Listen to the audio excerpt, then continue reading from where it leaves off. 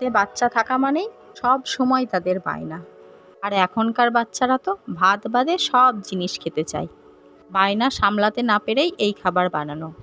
বানানোর জন্য লাগছে বেসন, কর্নফ্লাওয়ার, আদা বাটা, জিরে গুঁড়ো, কালো জিরে, হলুদ গুঁড়ো, পরিমাণ মতন লবণ, পরিমাণ মতন লঙ্কার গুঁড়ো।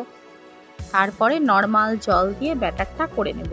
এখানে একটা কথা মনে রাখতে হবে, যখন ব্যাটারটা করবে তখন অল্প অল্প জল দিয়ে ব্যাটারটা তৈরি করবে, না হলে পাতলা হয়ে যেতে পারে। তারপরে গরম মশলার গুঁড়ো দিয়ে ব্যাটারটা ভালো করে ফেটিয়ে নিতে হবে। আর এখানে আমি আলুটা পাতলা করে কেটে নিয়েছি। তারপরে ব্যাটারের মধ্যে আলুটা দিয়ে বাড়তি যে ব্যাটারটা ঝরিয়ে নিয়েই গরম তেলে দেয়া। আর তেলে যখন দিয়েছি তখন গ্যাসটা মিডিয়াম টু লোয়ে রেখেছিলাম। বেগুন তো আমরা অনেকেই খাই না, তাই বলে কি বেগুনই খাবো না, আজকে আলু দিয়ে তাই বানাচ্ছি। তেলে যখন দিয়েছি তখন কি সুন্দরভাবে ফুলে উঠেছে দেখো। গ্যাসটা অবশ্যই মিডিয়াম টু লোয়ে রাখতে হবে, তাতে ভেতরকার আলুটা সেদ্ধ হয়ে যাবে। আর সস দিয়ে খেতে দুর্দান্ত।